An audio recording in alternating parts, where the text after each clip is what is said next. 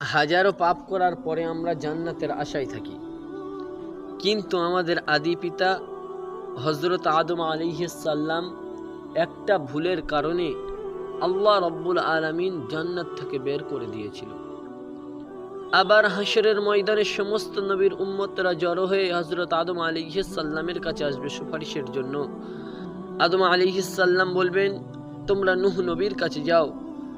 আবার সকলে ছুটতে ছুটতে হযরত নূহ আলাইহিস সালামের কাছে আসবে।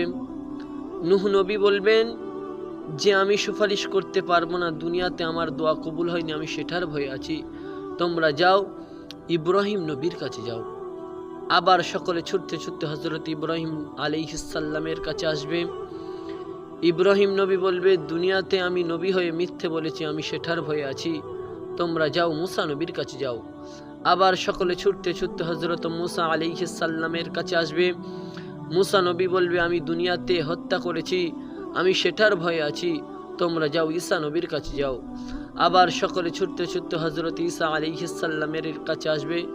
ঈসা নবী বলবেন যে আমাকে সকলে খোদার পুত্র বলতো, আমি সেটার ভয়ে আছি, তোমরা যাও শেষ নবীর কাছে যাও। আবার সকলে ছুটতে ছুটতে শেষ নবীর কাছে আসবে।